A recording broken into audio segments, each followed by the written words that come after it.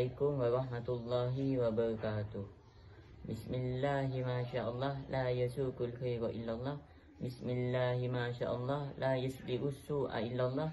Bismillahi masyaallah ma kana min nikmatin fa min Allah. Bismillahi masyaallah la haula wala quwwata illa billahil aliyyil azim.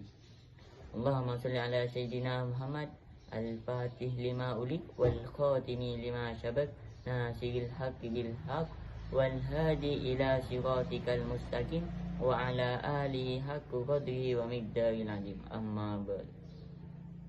Yang terhormat Bapak Salman Al-Farisi selaku dosen pengampu pada mata kuliah Aswaja, dan kepada teman-teman senasib seperjuangan.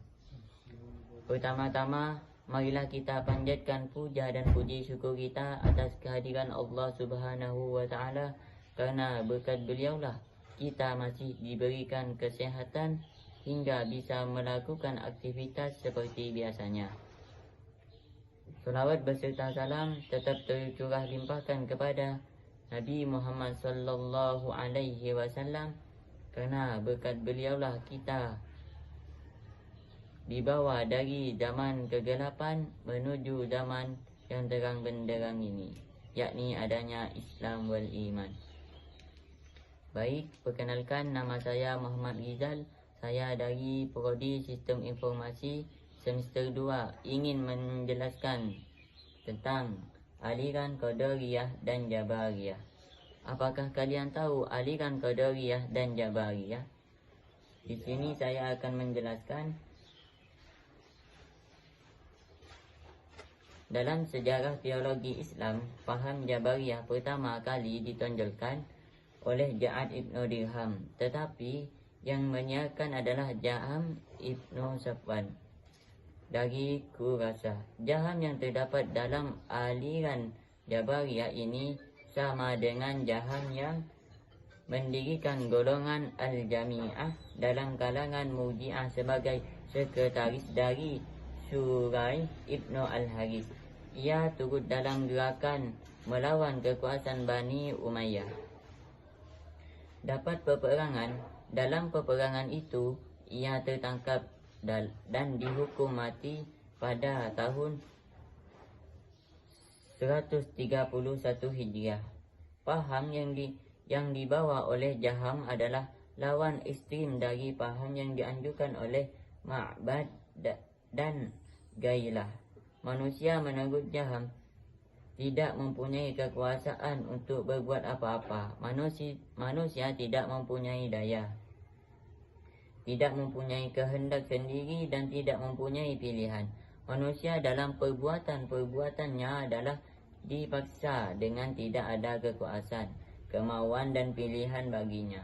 Ada teori yang mengatakan bahawa kemunculannya diakibatkan oleh pengaruh pemikiran asing, yaitu pengaruh agama Yahudi bermazhab Qurrah dan agama Kristen bermazhab Yaqubi. Faham Qadariyah pertama kali ditimbulkan oleh Ma'bad Al-Juhami dan Gailah Al-Dimashq. Keduanya mengambil paham ini dari seseorang Kristen yang telah masuk Islam di Iraq. Pada waktu Ma'bad mati dibunuh dalam pertempuran melawan Al-Hallaj, maka Gailah terus menyebarkan paham Qadariyah tersebut di Damaskus, tetapi mendapat tantangan dari Khalifah Umar Ibn Al-Aziz. Akhirnya di zaman Hisham Abdul Al-Malik, ia harus mengalami hukuman mati. Pengertian. Baik, di sini saya akan menjelaskan pengertian Jabariyah dan Qadariyah. Pengertian Jabariyah. Jabariyah berasal dari kata jabara yang berarti memaksa, bahwa manusia itu tidak mempunyai kebebasan untuk menentukan perbuatannya sendiri. Semua kehendak dan perbuatan manusia sudah ditentukan oleh Tuhan, karena Tuhanlah yang mempunyai kekuasaan dan kehendak yang mutlak. Sedangkan pengertian Qadariyah, menurut pengertian terminologi Qadariyah adalah aliran yang percaya bahawa segala tindakan manusia tidak diintervensi dengan tangan Tuhan. Kaum Qadariyah berpendapat bahawa manusia mempunyai kemerdekaan dan kebebasan dalam menentukan perjalanan hidupnya. Menurut faham Qadariyah, manusia mempunyai kebebasan dan kekuatan sendiri untuk mewujudkan perbuatan-perbuatannya.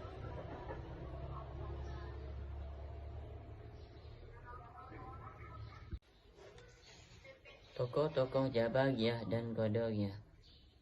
Tokoh-tokoh Jabariyah dan Qadariyah yaitu Jaham bin Safwan, Ja'ad bin Dirham, An-Najm, Ad-Dirar.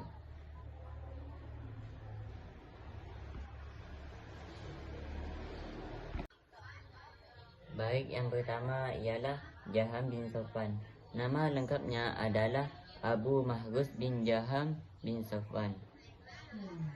Ia berasal dari Khurasah, bertempat tinggal di Kufah. Ia berjasa menyebarkan faham Jabariyah ke berbagai tempat, seperti Tirmiz dan Balkh.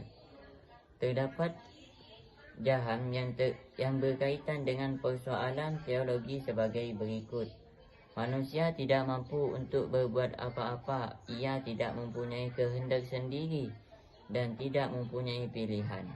Yang kedua, surga dan neraka tidak kekal, tidak ada yang kekal selain Tuhan. Iman adalah makrifat dan membenarkan dalam hati. Dalam hal ini mendapatkan sama dengan konsep iman yang dimajukan kaum Murji'ah. Yang kedua yaitu Ja'ad bin Dirham.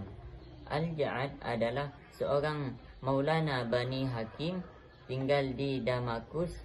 Ia dibesarkan di dalam lingkungan orang Kristen yang membicarakan teologi. Doktrin pokok Al-Ja'ad secara umum sama dengan pikiran Jaham. Al-Ghurabi menjelaskan sebagai berikut. Al-Quran itu adalah makhluk. Oleh karena itu, dia baru. Sesuatu yang baru itu tidak dapat disifatkan kepada Allah. Yang kedua, Allah tidak mempunyai sifat yang serupa dengan makhluk seperti berbicara, melihat dan mendengar. Dan yang ketiga, manusia terpaksa oleh Allah dalam segala-galanya. Dan yang ketiga yaitu An-Najjar. Nama lengkap adalah Husain bin Muhammad An-Najjar, wafat pada 230 Hijriah. Para pengikutnya disebut An-Najjariyah dan Al-Husainiyah. Di antara pendapat-pendapatnya adalah Tuhan menciptakan segala perbuatan manusia, tetapi manusia mengambil sebagian atau peran dalam mewujudkan perbuatan-perbuatan itu. Itulah yang disebut kasab dalam teori Al-Ash'ari. Dengan demikian, manusia dalam pandangan An-Najjar tidak lagi seperti wayang yang digerakkan, bergantung pada dalang. Sebab tenaga yang diciptakan Tuhan dalam diri manusia mempunyai efek untuk mewujudkan perbuatan-perbuatannya. Yang keempat yaitu Ad-Dirar. Nama lengkap Dirar bin Amr mendapatkan tentang perbuatan manusia sama dengan Husain An-Najjar, yakni bahawa manusia tidak hanya merupakan wayang yang digerakkan dalang. Manusia mempunyai bagian dalam mewujudkan perbuatannya. Secara tegas, Dirar mengatakan bahawa suatu perbuatan dalang dapat ditimbulkan oleh dua pelaku secara bersamaan. Artinya, perbuatan manusia tidak hanya ditimbulkan oleh Tuhan, tetapi juga oleh manusia itu sendiri. Manusia turut berperan dalam mewujudkan perbuatan-perbuatannya.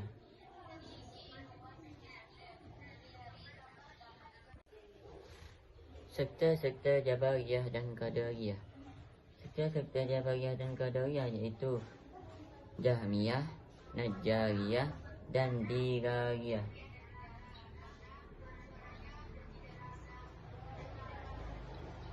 Jahmiyah. Jahmiyah adalah pengikut Jaham bin Safwan dan mereka adalah penganut determinisme murni.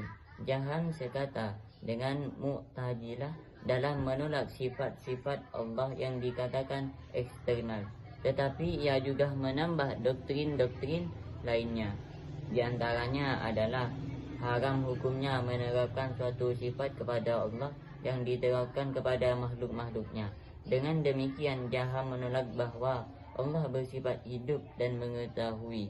Tetapi ia berpendirian bahawa Allah berkuasa, pelaku perbuatan, pencipta, sebab kekuasaan, perbuatan dan pencipta tidak akan dipertalikan dengan makhluk manapun. Yang kedua, Allah mempunyai ilmu dan ilmunya ini tidak kekal dan tidak bertempat. Yang ketiga, jika seorang mengatakan bahawa dia telah mengetahui tentang Allah tetapi pada lahirnya dia menolaknya, maka menolaknya ini tidaklah perbuatan kafir, sebab penolakannya itu menghilangkan pengetahuannya itu. Yang kedua yaitu Najjariyah. Najjariyah adalah pengikut Husain bin Muhammad al-Najjar yang pandangannya kebanyakan diadopsi oleh para penganut Mu'tazilah di daerah Rai. Mereka ini terpecah ke dalam berbagai subkelompok seperti Barkusiyah, Za'faraniyah dan Mustadrikah. Tetapi mereka sependapat dengan kelompok asalnya dalam perkara-perkara yang fundamental. Mereka sepakat dengan Mu'tazilah dan menolak sifat-sifat Allah, yakni mengetahui, berkuasa, berkehendak, hidup, mendengar dan melihat. Akan tetapi mereka sekata dengan sifatiyah tentang Allah menciptakan perbuatan-perbuatan manusia. Yang ketiga yaitu Dirariyah. Dirariyah adalah pengikut Dirar bin Amr dan Hasaf al-Fard. Keduanya sepakat dalam menolak sifat-sifat Allah yang positif dan mengatakan bahawa Allah mengetahui dan berkuasa dalam pengertian bahawa ia tidak bodoh dan tidak pula impoten. Keduanya berpendirian bahawa Allah memiliki sesuatu kualitas yang hanya diketahui oleh Dia sendiri. Qadariyah terbagi menjadi 3 golongan, yaitu Qadariyah Musyrikah, Qadariyah Majusiyah dan Qadariyah Iblisiyah. Qadariyah Musyrikah. Qadariyah Musyrikah adalah mereka yang mengetahui qada dan qadar serta mengakui bahawa hal itu selaras dengan perintah dan larangan. Yang kedua, Qadariyah Majusiyah. Qadariyah Majusiyah adalah mereka yang menjadikan Allah berserikat dalam penciptaan-penciptaannya, sebagaimana Qadariyah Musyrikah menjadi sekutu-sekutu bagi Allah dalam beribadah kepadanya. Qadariyah Iblisiyah. Qadariyah Iblisiyah adalah mereka yang membenarkan bahawa Allah merupakan sumber terjadinya dua perkara, akan tetapi menurut mereka hal ini saling berlawanan. Baiklah, presentasi saya pada mata kuliah Aswaja ini, kurang lebihnya saya mohon maaf. Wallahul muwaffiq ila aqwamit thoriq. Wassalamualaikum warahmatullahi wabarakatuh.